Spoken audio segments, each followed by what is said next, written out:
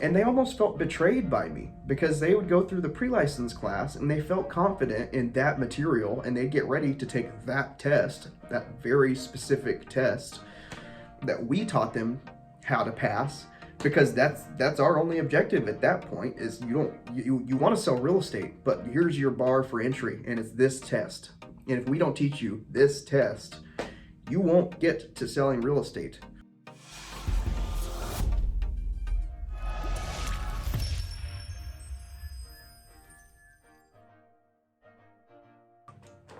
Hi, I'm Zach Oliver. Nice to meet me. Nice to meet you. Thanks for coming to my channel. I'm sorry I don't have an intro worked out yet for this. I'll get one. It'll be catchy and campy like all of the cool YouTubers. For now, I'm just gonna go with hi. I'm Zach Oliver. I'm in real estate and I teach real estate too. So I sell real estate and teach it. And I'm pretty passionate about real estate education, and I'm in Oklahoma. So what I'm going to talk about today is what I find to be a lack of education or preparedness for new agents in this state, for people getting their real estate license. The only license you need is the first one, and it's called a Provisional Sales Associate license. That license is not provisional in the activities that you can use it for. It's provisional in the education that's required during that period. It's a 6-month license, and as long as you finish your post-license course,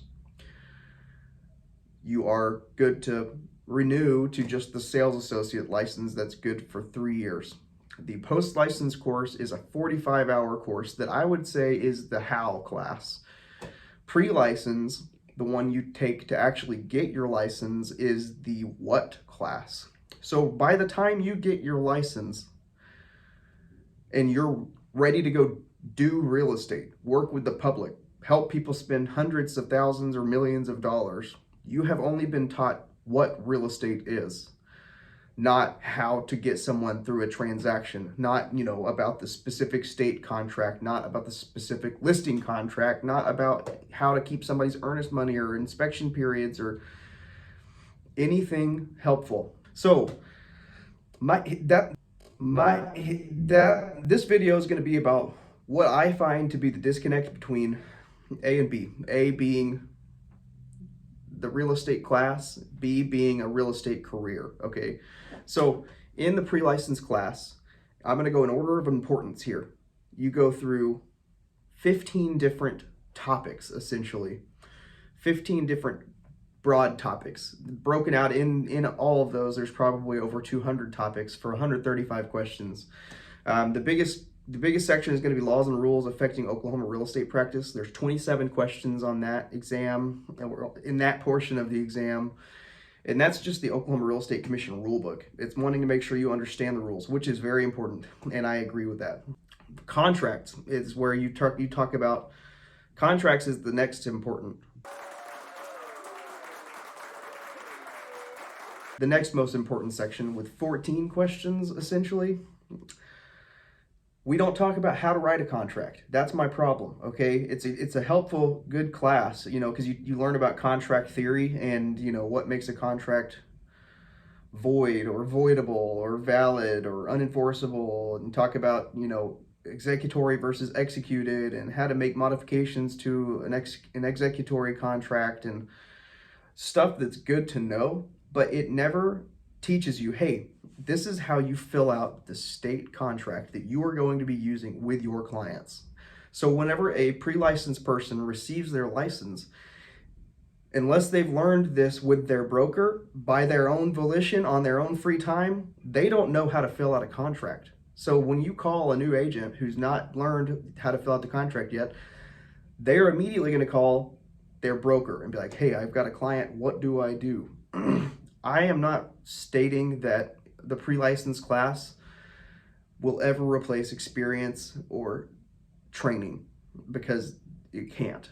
But you could at least introduce them to this stuff before, right? Section 3 is the Broker Relationships Act. It's a good section. There are 11 questions from that section, and it's good stuff to know because that's where you learn about confidentiality and limited services and stuff like that. And then is principles of agency. Because of reciprocity, we still need to know about the law of agency if we were going to go get licensed in an agency state, but we're not an agency state in Oklahoma. Either way, that's an 11 question section. And then the next one is practice of real estate. This is a chapter that I wish we could spend a whole lot more time on, because this is where we learn about the antitrust laws, and this is where we learn about the real estate brokerage itself and the dynamic that, between an independent contractor agent and their broker, and how the pay is broken out, and potential different commission structures, and how you're allowed to negotiate commissions in a transaction. But there's 11 questions from this section, which is not a whole lot really. When you think about 135 questions, 11 of them are devoted to the practice of real estate, where you learn about how to be a real estate agent. Real estate calculations is helpful. It's 8 questions. I feel like the math is not bad. I feel like the math section is pretty good on the pre-license exam. Some people might disagree, because there's always going to be that math person in the room that's like, hey, I would rather die than do math. And that's fine. It's only 8 questions. So next is financing. Here's the section that I wish I could change the most, almost, except for maybe contracts. This is the section where you learn about all the crazy different loan types that some of them are not even around anymore, like blanket loans, wraparound loans, package loans, stuff that people don't ever use in the real world. This is where I wish we could say, hey, here is the time and service criteria for a VA loan. Here is the property standards for a VA loan or an FHA loan or a USDA loan. This one is income eligibility required. This one is not. Here is what a buyer can expect in the pre-qualification process. Here's how you can discuss with a lender how to best represent the buyer in a transaction. Here's all of this helpful stuff, but instead it doesn't talk about that. It talks about governmental controls and financing, and the different legislation surrounding, which is good to know. I'm not saying we don't need to know about the Equal Credit Opportunity Act or the Truth in Lending Act. I think that we don't need to know as much as they want us to know about it, but I think it'd be better to learn some more applicable information instead of the conceptual stuff.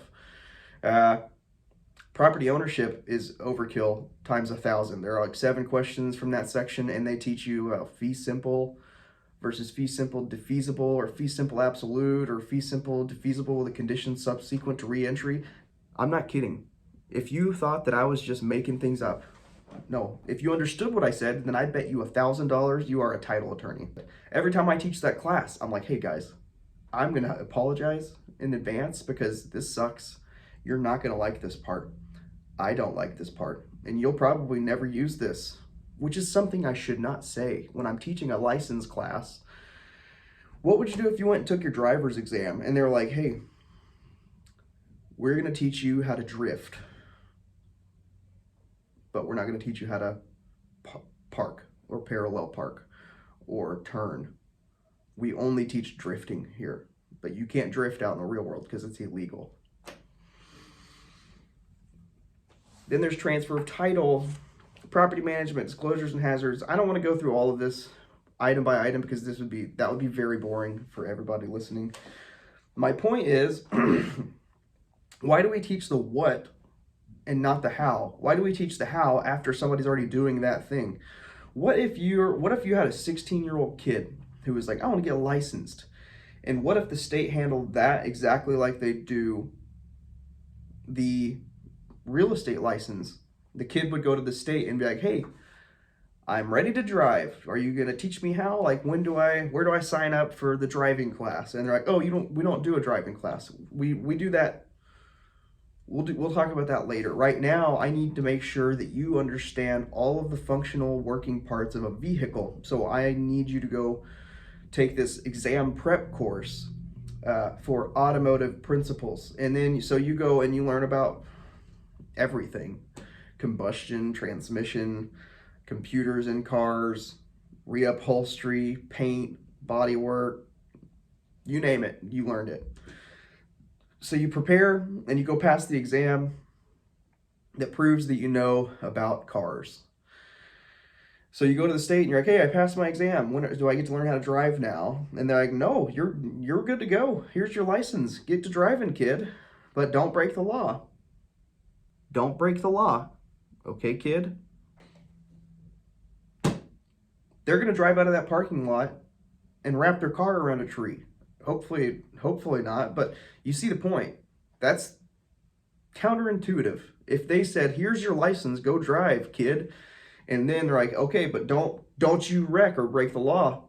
I need you to understand how to drive without me teaching you how to drive, because I will punish you if you break the law. And also, sometime in your first 6 months of driving, come back in here and we'll teach you how to drive. That's what they're doing. That's how it works at the pre-license level.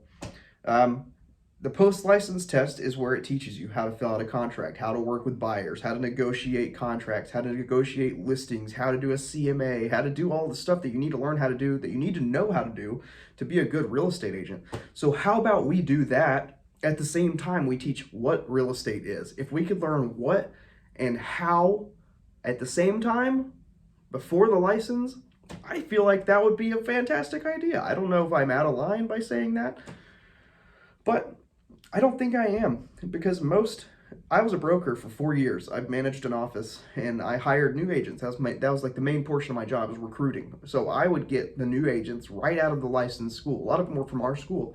So I saw them in there. And they almost felt betrayed by me, because they would go through the pre-license class and they felt confident in that material and they'd get ready to take that test, that very specific test that we taught them how to pass, because that's our only objective at that point. Is you want to sell real estate, but here's your bar for entry and it's this test. And if we don't teach you this test, you won't get to selling real estate. So they would finish the test, they would pass the test, finish the class, and I'd I'd sign them up with our office, and then they'd get their first client and realize, oh my God, I have no clue where to even start. We don't teach them anything about the MLS. We teach them like general stuff that they want them to know about, like who the National Association of Realtors is or whatever. They would come to me, they're like, why didn't we learn this in class? I'm like, well, that's a great question. I don't know. And then I would have to walk them through the transaction, every step of the transaction. I would have to walk them through every line of the contract, every paragraph, explained, paraphrased, however I could possibly help them. I would end up basically doing the first transaction for every new agent. And, not to toot my own horn or anything, but I was an involved broker. What about the brokers that aren't doing that? What agents out there are signed up with someone who the name of their game is just warm bodies? Get as many agents as they can. They have more agents than they can effectively train or handle, and they've got people out there just shooting from the hip. That's not good. That's my point. So, yeah, this turned out to be a rant. I knew it would, though, so I'm not going to apologize for it. It is what it is. I think that we should address this. So, vote for Zach for Oklahoma president of the... I don't know. No, not really. I don't know. I don't want to do that. So if you are taking the pre-license test, find a broker that you can trust. Find a broker that knows how to train you and will train you, because it is going to be essential.